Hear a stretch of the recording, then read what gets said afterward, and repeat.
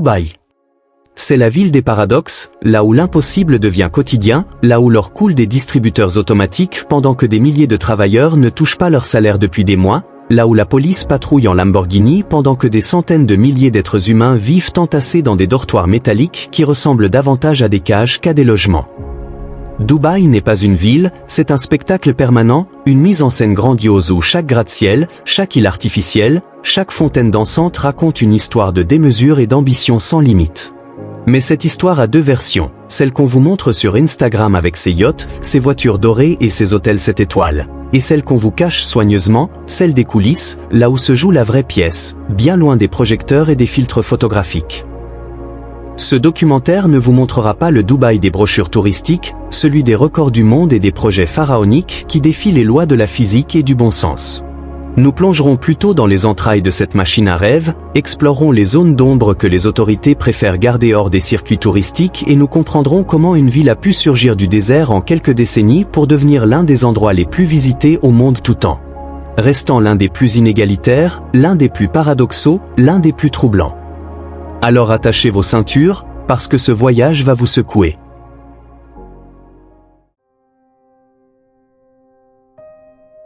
Il y a exactement 50 ans, en 1975, Dubaï n'était qu'un point minuscule sur la carte du monde, un village de pêcheurs endormis au bord du golfe Persique où quelques milliers d'habitants vivaient essentiellement du commerce des perles et de la pêche traditionnelle dans des maisons basses en terre séchée qui n'avaient pas changé depuis des siècles. Les rues n'étaient pas encore pavées, l'électricité restait un luxe rare et l'idée même qu'un jour des tours de plus de 800 mètres de haut s'élèveraient à cet endroit aurait semblé relever de la pure science-fiction. Pourtant, en l'espace d'une seule génération humaine, cette étendue de sable brûlant s'est transformée en l'une des métropoles les plus spectaculaires et les plus visitées de la planète, attirant chaque année plus de 17 millions de touristes venus du monde entier pour contempler ce que beaucoup considèrent comme la 8e merveille du monde moderne.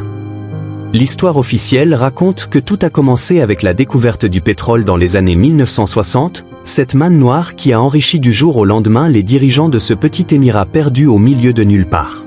Mais contrairement à ce que beaucoup croient, le pétrole n'a jamais été le véritable moteur de l'ascension de Dubaï.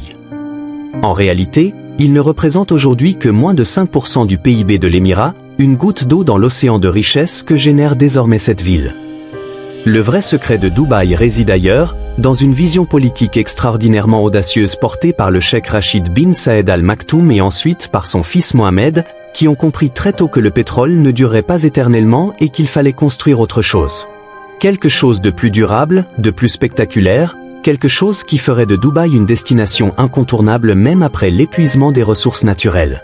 Leur pari était simple en apparence mais d'une complexité inouïe dans son exécution. Transformer un désert inhabitable en capitale mondiale du luxe, du commerce et du tourisme, créer de toutes pièces une ville qui n'aurait aucune raison d'exister à cet endroit précis, mais qui existerait quand même par la seule force de la volonté humaine et des milliards de dollars investis dans des projets toujours plus délirants les uns que les autres. Mais pour réaliser ce rêve insensé, il fallait attirer les capitaux du monde entier, construire des infrastructures gigantesques à une vitesse hallucinante et surtout, importer une main-d'œuvre massive capable de bâtir physiquement cette ville imaginaire en quelques années seulement. C'est ainsi qu'a commencé l'un des plus grands mouvements migratoires de l'histoire moderne, des centaines de milliers d'hommes venus principalement d'Asie du Sud, attirés par la promesse de salaires qu'ils ne pourraient jamais gagner dans leur pays d'origine, prêts à tout pour offrir une vie meilleure à leurs familles restées au pays. Aujourd'hui, en 2026, la population dépasse les 3,6 millions de personnes, dont près de 90% sont des étrangers, ce qui fait de Dubaï la ville la plus cosmopolite du monde en proportion. Autrement dit, un endroit où les citoyens émiratis sont devenus une minorité dans leur propre pays, représentant à peine 10% de la population totale. Cette transformation démographique vertigineuse s'est accompagnée d'une métamorphose urbaine tout aussi spectaculaire car là où s'étendait autrefois le désert vide se dressent aujourd'hui plus de 900 gratte-ciel, des autoroutes à 8 voies qui serpentent entre les tours de verre et d'acier, un métro ultramoderne, 3 îles artificielles en forme de palmiers visibles depuis l'espace, et le Burj Khalifa. Cette aiguille de 828 mètres de haut qui domine l'horizon comme un doigt pointé vers le ciel, rappelant à tous que rien n'est impossible quand on dispose de suffisamment d'argent et qu'on ne recule devant aucun sacrifice. Mais cette ascension fulgurante cache une réalité bien moins reluisante. En effet, pour construire Dubaï à cette vitesse phénoménale, il a fallu faire des choix, des compromis, accepter des méthodes de travail et d'organisation sociale qui auraient été impensables dans n'importe quel pays occidental. La ville s'est bâtie sur un modèle économique unique au monde, une sorte de capitalisme turbochargé sans les garde-fous habituels que sont les syndicats, les lois sur le travail ou simplement le respect minimal des droits humains fondamentaux. Dubaï est devenue une zone franche géante où tout est permis, où tout est négociable, où l'argent coule à flot mais n'arrose qu'une infime partie de ceux qui font réellement tourner la machine. Et c'est précisément ce modèle, cette absence totale de régulation sociale qui a permis cette croissance hallucinante mais qui a aussi créé les conditions d'une exploitation massive dont nous vous ferons découvrir les mécanismes.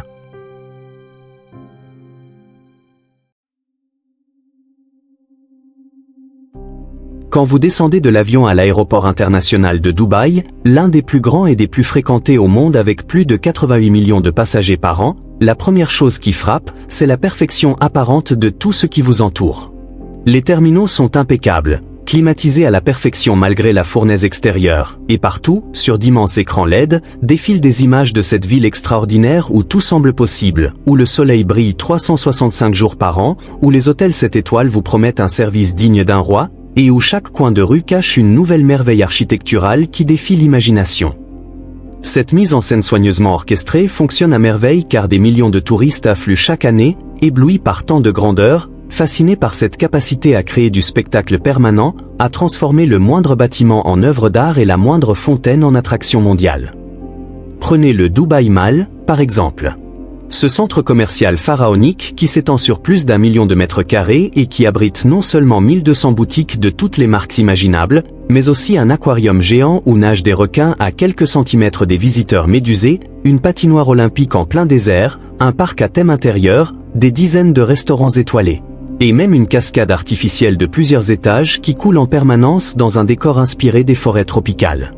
Ce n'est plus un simple lieu de shopping, c'est une ville dans la ville, un univers parallèle climatisé où l'on peut passer des journées entières sans jamais remettre les pieds dehors, protégé de la chaleur écrasante par des systèmes de refroidissement qui consomment autant d'électricité qu'une petite ville européenne. Et ce n'est qu'un exemple parmi des centaines d'autres de cette capacité unique qu'a Dubaï à créer des expériences impossibles ailleurs. Skier sur de la vraie neige à Ski Dubaï pendant qu'il fait 50 degrés dehors, dîner dans un restaurant sous-marin entouré de poissons tropicaux, faire du parachutisme au-dessus de Palm Jumeirah, cette île artificielle en forme de palmier où s'alignent des villas à plusieurs dizaines de millions de dollars.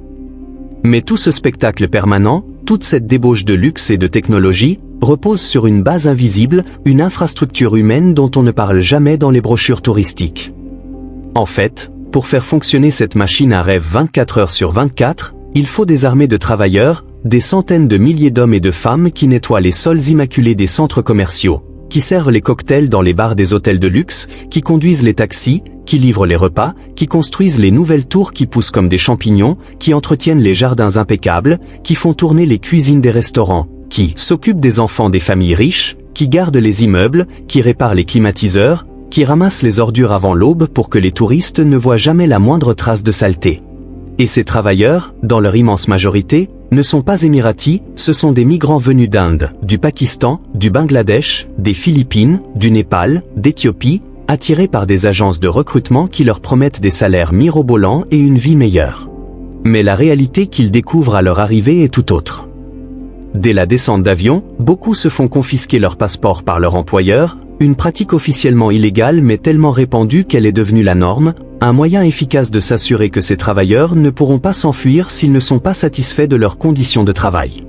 Ensuite vient la découverte du logement, au lieu des appartements propres et confortables promis par les recruteurs, ils se retrouvent entassés à 6, 8, parfois 10 dans une seule pièce minuscule, dans des quartiers comme Sonapur, surnommé ironiquement la cité de l'or alors qu'il ressemble davantage à un bidonville géant qu'à un lieu de vie digne de ce nom. Ces dortoirs, situés à une trentaine de kilomètres du centre-ville étincelant, abritent plus de 150 000 travailleurs dans des conditions de promiscuité extrême, pas de cuisine individuelle, juste un réchaud à gaz partagé entre plusieurs dizaines de personnes, des toilettes communes dans un état déplorable, pas de ventilation digne de ce nom alors que la température intérieure peut atteindre 50 degrés l'été. Une odeur de sueur et de crasse qui imprègne tout, des rats qui courent entre les bâtiments et un silence pesant le soir quand ces hommes épuisés s'effondrent sur leur matelas après 12 ou 14 heures de travail sous le soleil brûlant. En plus de tout cela, il y a la question du salaire, cette promesse qui s'évapore dès les premiers jours. Beaucoup de ces travailleurs ont payé entre 2 000 et 5 000 $ à des agences de recrutement dans leur pays d'origine pour obtenir leur visa de travail et leur billet d'avion, s'endettant auprès de leur famille ou des usuriers afin de financer ce voyage censé changer leur vie. On leur avait promis 600, 8 cents, parfois 1 000 $ par mois, des sommes qui leur permettraient non seulement de vivre correctement mais aussi d'envoyer de l'argent au pays pour faire vivre leurs femmes et leurs enfants. Malheureusement, une fois arrivés, beaucoup découvrent que leur salaire réel sera de 2 cents, 2 cents 50, peut-être 300 $ par mois, à peine de quoi manger et payer le loyer exorbitant de leur dortoir insalubre.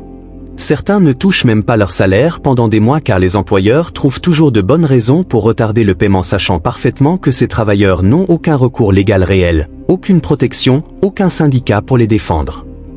Ce système est d'une efficacité redoutable car grâce au système de parrainage appelé Kafala, chaque travailleur étranger est lié à son employeur qui devient son sponsor et qui détient un pouvoir absolu sur lui. Si le travailleur veut changer d'employeur, il doit obtenir l'autorisation de son sponsor actuel, ce qui équivaut dans les faits à une impossibilité totale puisqu'aucun employeur ne donnera jamais son accord pour perdre une main-d'œuvre bon marché. Si le travailleur perd son emploi ou décide de partir, il perd automatiquement son visa et dispose de 30 jours pour quitter le pays, sinon il devient illégal et risque la prison puis l'expulsion. Ce système crée une dépendance totale, une situation qui ressemble étrangement à ce que les organisations internationales appellent pudiquement du travail forcé, mais que d'autres n'hésitent pas à qualifier d'esclavage moderne, un esclavage propre, légal, parfaitement organisé et totalement invisible pour les touristes qui bronzent au bord de la piscine de leur hôtel 5 étoiles.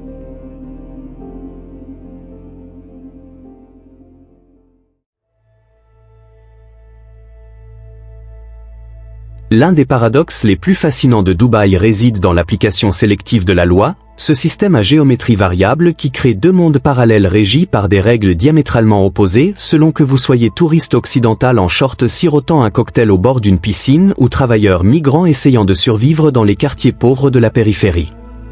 Cette dualité juridique et morale commence dès l'aéroport et se poursuit dans tous les aspects de la vie quotidienne, créant une situation surréaliste où ce qui est permis pour les uns devient strictement interdit et sévèrement puni pour les autres, sans que cette contradiction flagrante ne semble déranger qui que ce soit, comme si elle faisait partie intégrante du contrat social implicite qui régit la ville.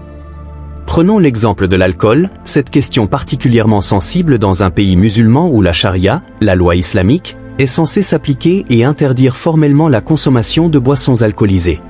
Dans les faits, Dubaï regorge de bars, de clubs, de restaurants où coule l'alcool à flot pour les touristes et les expatriés occidentaux qui peuvent boire librement, faire la fête jusqu'à l'aube, se comporter exactement comme ils le feraient à New York, Londres ou Paris sans la moindre crainte d'être inquiétés par la police qui ferme les yeux sur ces transgressions flagrantes de la loi religieuse. Cette tolérance apparente disparaît complètement dès qu'on franchit la frontière invisible qui sépare le Dubaï touristique du Dubaï des travailleurs pauvres. Dans les quartiers comme Deira, Al-Quoz ou Sonapur, la police patrouille en permanence avec une vigilance extrême, scrutant le moindre comportement qui pourrait être interprété comme une infraction à la morale islamique. Un travailleur surpris en train de boire une bière dans la rue risque une amende salée, voire la prison, alors qu'à 3 km de là, des touristes boivent des mojitos au bord de la piscine du Burj Al Arab sans que personne ne trouve rien à redire. Cette application sélective de la loi ne se limite pas à l'alcool, elle s'étend à tous les aspects du comportement social comme les relations sexuelles hors mariage qui sont officiellement interdites et punissables de prison. Mais cette règle ne s'applique quasiment jamais aux touristes occidentaux qui partagent sans problème des chambres d'hôtel, alors qu'elle peut détruire la vie d'un couple de travailleurs migrants qui serait dénoncé par un voisin jaloux ou malveillant. Les femmes, en particulier, subissent de plein fouet cette schizophrénie juridique. D'un côté, Dubaï se vend comme une ville moderne et progressiste où les femmes occidentales peuvent se promener en bikini sur les plages, conduire des voitures, travailler dans des postes à responsabilité, vivre leur vie exactement comme elles le souhaiteraient dans leur pays d'origine. De l'autre côté, dans les quartiers pauvres, une femme qui marcherait seule le soir, ou qui porterait des vêtements jugés trop courts ou trop moulants, ou qui oserait simplement regarder un homme dans les yeux trop longtemps, risque d'être arrêtée par la police des mœurs, interrogée pendant des heures, accusée de prostitution sur la base du simple soupçon et condamnée à une peine de prison ou à l'expulsion immédiate vers son pays d'origine. Cette asymétrie totale crée une situation kafkaïenne où deux univers juridiques coexistent dans la même ville, sans jamais se toucher, sans jamais se mélanger, maintenus artificiellement et séparés par des barrières invisibles mais totalement efficaces. En plus de tout cela, Il y a également la question de l'endettement. Ce piège terrible dans lequel tombent chaque année des milliers de résidents étrangers qui découvrent trop tard que Dubaï applique des lois d'un autre âge concernant les dettes impayées. Dans la plupart des pays modernes, ne pas pouvoir rembourser ses dettes est un problème civil qui se règle devant un tribunal, avec des procédures de faillite qui permettent de repartir à zéro après avoir perdu ses biens. À Dubaï par contre, l'insolvabilité est un crime pénal qui mène directement en prison, sans passer par la case départ. Cette règle draconienne explique le phénomène étrange des voitures de luxe abandonnées qu'on trouve régulièrement dans les parkings de l'aéroport qui sont des véhicules de businessmen étrangers qui ont fait faillite et qui ont préféré fuir le pays du jour au lendemain plutôt que d'affronter la prison pour dette, laissant derrière eux leur Ferrari, leur Lamborghini, leur Porsche, les clés parfois encore sur le contact. Témoignage silencieux d'une chute brutale du paradis vers l'enfer. Ces voitures abandonnées, dont le nombre est estimé à plus de 3000 chaque année, racontent chacune une histoire de rêve brisé, de réussite éphémère suivie d'une descente aux enfers car à Dubaï, tout va très vite, aussi bien la montée que la chute, et le système ne fait aucun cadeau à ceux qui ne peuvent plus suivre le rythme infernal de cette course permanente vers toujours plus de richesse, toujours plus de luxe, toujours plus d'ostentation.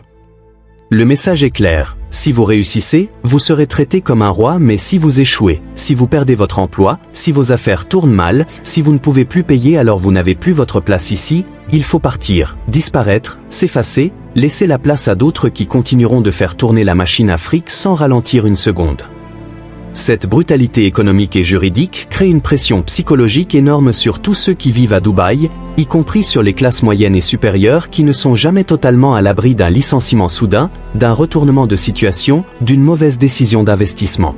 L'atmosphère qui en résulte est étrange, un mélange de fêtes permanentes et d'anxiété latente, où tout le monde fait semblant d'être parfaitement heureux et parfaitement en contrôle alors qu'en réalité, beaucoup vivent dans la peur constante de perdre leur statut, leur visa, leur place dans cette pyramide sociale ultra compétitive où il n'y a pas de deuxième chance, pas de filet de sécurité, pas de pardon pour les faibles ou les malchanceux.